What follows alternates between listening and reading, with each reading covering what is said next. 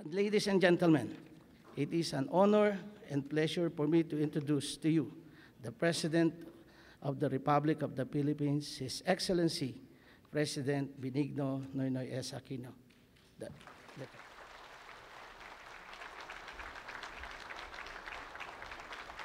Thank you. Morning, please, now. Excellencies of the Diplomatic Corps, Secretary Proce Alcala, Secretary Sonny Coloma, Congressman Mark Mendoza, Mr.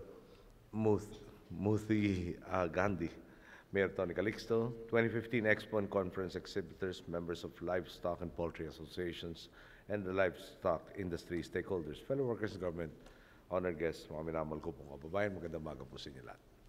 Standing before you, I cannot help but remember how, around 2 months ago, I hosted a reception for Madrid Fusion, a culinary group from Spain. During the event, I spoke about how food is a fundamental part of the Filipino identity and how it is the central activity in any family gathering. I say this because today I'm speaking to the people whose hard work serves as the foundation for our rich culinary tradition. Indeed, throughout the course of history, much of our people's happiness has been derived from good, simple meals and good company. And this was made possible in part by a livestock sector that has managed to fulfill multiple priorities at once. Not only has your work ensured enough production to meet the demand for your meat and poultry products, all while making a profit, above all else, you have safeguarded and continue to safeguard public health. The risks are certainly formidable. Just this May, for instance, it was reported that there was an outbreak of avian flu in the Midwest region of the United States, which prompted them to kill tens of millions of birds in an effort to stem the spread of the disease. This action was necessitated by such a large-scale threat to public health, which obviously hurts both business and the agriculture sector. In this scenario, everybody loses. These kinds of situations shed light on the value of our gathering today. It is a way to share ideas and explore partnerships to make sure that the sector can thrive while addressing potential threats to our physical and economic well-being. It is but natural that government has a large role to play in this regard. Thus, allow me to share with you some of our initiatives for our livestock industry. As you know, the Philippines has been performing very well in terms of food safety. Our country has been free from avian flu since 2005 and a foot and mouth disease since 2010. These achievements alone make us eligible to export meat.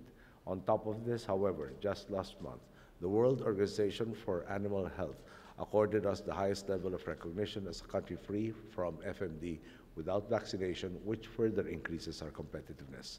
Might I note, only 4 ASEAN countries, the Philippines included, can boast of this recognition. The goal now is not only to maintain these standards, but also to ensure that our livestock sector continues to grow. Our administration's increased commitment in this regard can be seen in how much we have invested in livestock and poultry.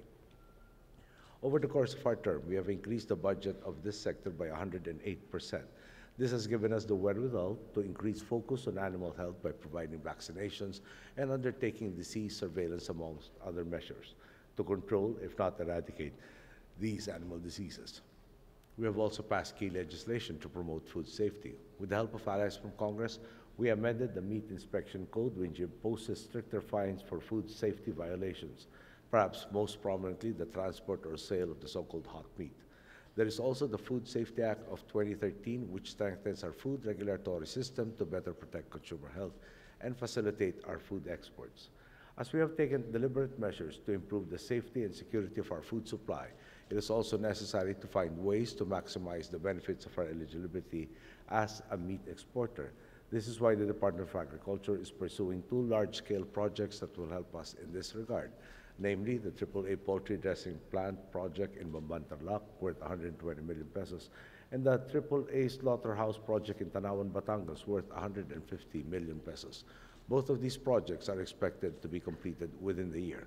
At the same time, the livestock industry is one that necessitates the forging of new and deeper partnerships with the private sector. I understand that more than half the exhibitors here are visiting from other countries and looking for opportunities in the Philippine livestock industry. We continue to offer incentives for those willing to invest in these industries in non-traditional areas and invite all visitors present today to fully explore the possibilities and to look for opportunities through which we can amplify each other's strengths towards a more robust livestock sector. Ladies and gentlemen, all these efforts have been our government's answer to a question that has served as the North Star of our administration. How do we maximize the benefits to the Filipino people? We want people from different countries to stop by their local grocery stores and markets and choose meat imported from the Philippines. We want Filipino farmers and livestock and poultry raisers to maximize their profits and to succeed in their work. And we want our people to sit at their dining tables and enjoy home-cooked meals like adobo or nilaga without having to worry about the safety of their food. I am proud to say that our countrymen now enjoy this simple comfort, but it is only through the help of the stakeholders in this room that we can sustain the growth of this industry, as well as the quality of our livestock and poultry. This is why I encourage all of you to make the most of this opportunity, to continue sharing your ideas and best practices towards creating a livestock industry, and consequently a Philippines that we can be proud to bequeath to future generations.